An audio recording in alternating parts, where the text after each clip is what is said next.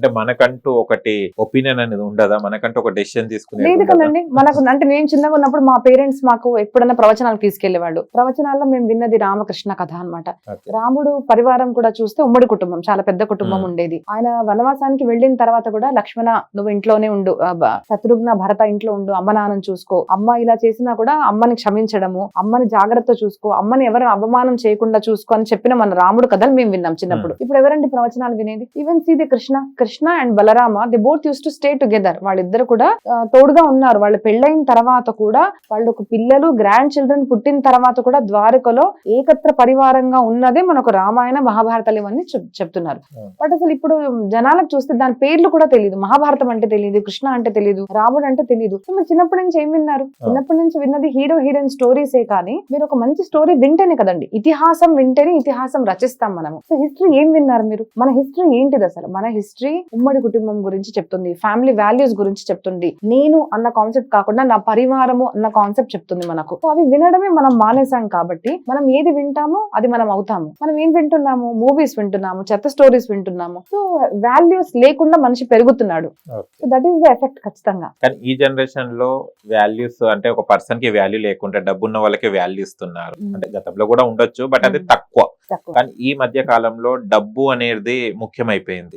డబ్బు ఉంటేనే వాల్యూ ఉంది, డబ్బు ఉంటేనే ప్రేమ అనేది ఉంది, డబ్బు ఉంటేనే ఆప్యాయంగా పిలవడం ఉంది. డబ్బు లేని వాళ్ళకి అసలు కేరే చేస్తలేరు. డబ్బు అనేది లైఫ్ లో ఎంతవరకు ఉపయోగించవచ్చు, ఎంతవరకు ఉపయోగపడుతుంది మేడం? డబ్బు అనేది చాలా ఉపయోగపడుతుందండి. డబ్బుకి చాలా ఇంపార్టెన్స్ ఉంది. మహాభారతంలో చెప్తారన్నమాట, డబ్బు ఎంత ఉండాలి అంటే చాలా ఉండాలి. ఎప్పుడు కూడా మనకు ధర్మశాస్త్రాల్లో, సనాతన ధర్మంలో తక్కువ సంపాదించండి, పేదవాళ్ళగా ఉండదని ఎప్పుడు చెప్పలేదు, చాలా సంపాదించండి అనే చెప్పారు. బట్ చాలా మందికి తెలియని కాన్సెప్ట్ ఒకటి ఉంటుంది మన సనాతన ధర్మంలో. ఏం చెప్తారంటే ధర్మ, అర్థ, కామ, మోక్ష, ఈ సీక్వెన్స్ చెప్తారన్నమాట. అర్థ, కామ, మోక్ష, ధర్మ ఇలా చెప్పారు. ఫస్ట్ కమ్స్ ధర్మ అన్నమాట. సో ధర్మం అంటే ఏంటిది? డ్యూటీ. సో రైటియస్నెస్, మంచి బిహేవియర్ ఏదైతే ఉంటో రైటియస్నెస్ ని ధర్మ అంటారు. మోక్షము అంటే ఏంటిది? మన సనాతన ధర్మ శాస్త్రంలో మనిషి జీవితం ఎలా ఉండాలి, అంతే కాకుండా మృత్యు తర్వాత కూడా మనం ఎక్కడికి వెళ్ళాలి అన్నది ఆలోచించారు మన. సో ధర్మము, మోక్షము, మన మృత్యు మంచిగా ఉండాలి, even after life, after death కూడా బాగా ఉండాలని ఆలోచించారు. సో ఈ రెండింటి మధ్యలో ఏం చేశారు అంటే కామము, అర్థము రెండు పెట్టారు.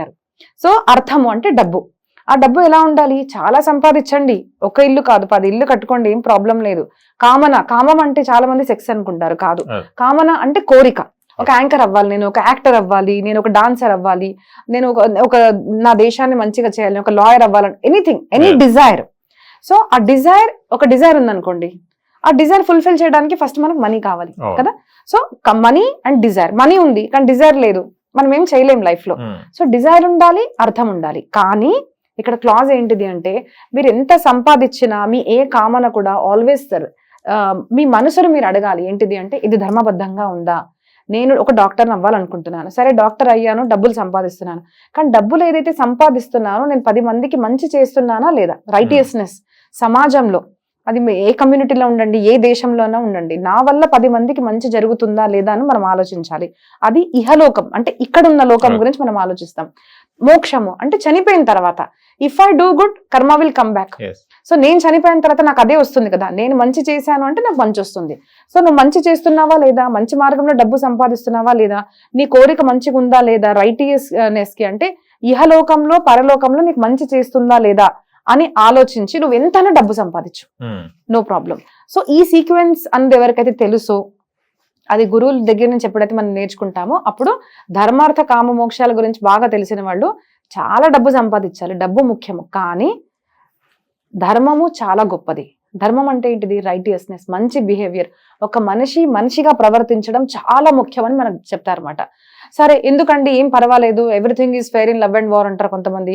మేము సంపాదించాము, ఎవరికి తెలుస్తుంది, డబ్బుకి ఇంపార్టెన్స్ ఉంది, ఇవన్నీ అంటాం సరే. But think one thing, death is inevitable.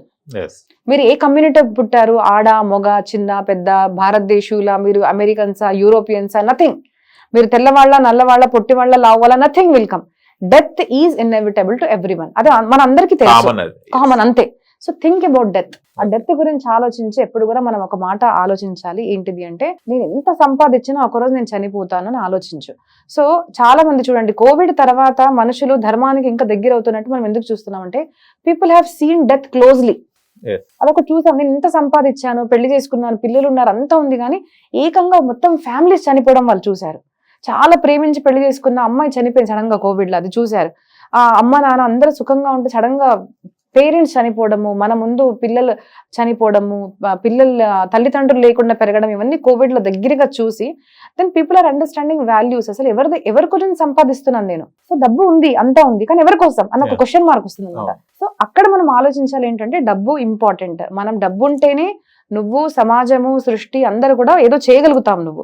కానీ ఆ డబ్బుకు వాల్యూ లేదనుకోండి, వాల్యూస్ లేవు, మీ ప్రిన్సిపల్స్ లేవు, మీకు జీవితంలో మీరు 10 మందికి మంచి చేయట్లేదు అంటే ఆ డబ్బులకి ఏం వాల్యూ లేదు అని తెలుసుకోవాలి. సో చిన్నప్పటి నుంచి మంచి వాల్యూస్ అనేది ఉండాలి మనిషిగా నేను భావిస్తున్నాను.